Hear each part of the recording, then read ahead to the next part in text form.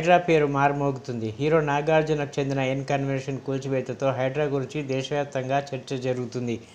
ఈ నేపథ్యంలో రంగారెడ్డి జిల్లా షాద్నగర్ ఎమ్మెల్యే వీర్లపల్లి శంకర్ కూడా షాద్నగర్ ప్రాంతంలో హైడ్రా అమలు కోసం సీఎం రేవంత్ రెడ్డికి విజ్ఞప్తి చేస్తానని చెప్పడంతో చర్చనీయాంశంగా మారింది.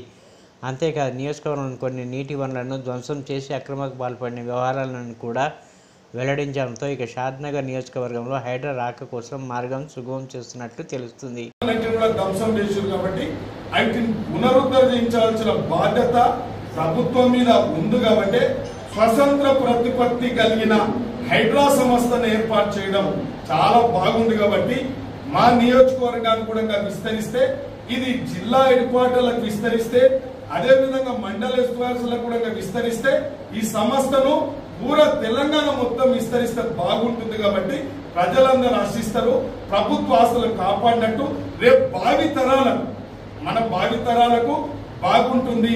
ఈ నైతిక సంపదను అంతా కూడా ధ్వంసం చేస్తే బాగలేదు. కాబట్టి తప్పకుండా ఈ కుంటలను చెరువులను కాపాడాలి.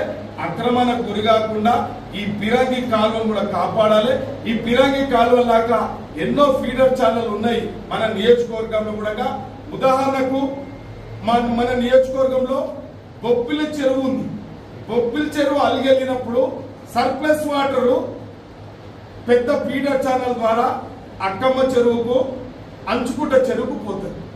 ఇవాళ ఒక రియాల్టర్ పాలకులు చేసిన పొరపాటు, రియాల్టర్ చేసిన పొరపాటు, డిపార్ట్మెంట్ చేసిన ఇరిగేషన్ డిపార్ట్మెంట్ చేసిందా తెలియదు. కానీ ఆ కాలువనంతా కబ్జా చేసి అక్కడ వెంచరేసి ఈ రెండు చెరువులకు సర్ప్లస్ వాటర్ వర్షం కురిసినప్పుడు వర్షపు నీరు పోకుండా చేసిరు, అడ్డుకున్నారు. కాబట్టి ఇటువంటివి కుక్క కోళ్ళలు ఉన్నాయి నియోజకవర్గంలో కూడా.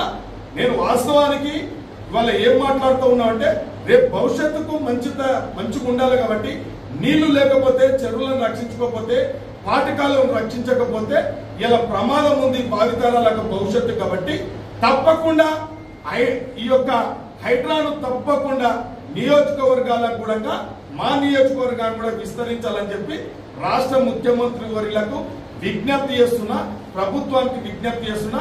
తప్పకుండా హైడ్రా చేసే పని చాలా బాగుంది, ప్రజలందరూ రక్షిస్తా ఉన్నారు. కాబట్టి మాకు కూడా ఆ కార్యక్రమాన్ని ఇక్కడికి విస్తరింపజేస్తే మంచి జరుగుతుంది, ప్రజలు సంతోషపడతారని కోరుకుంటున్నాను.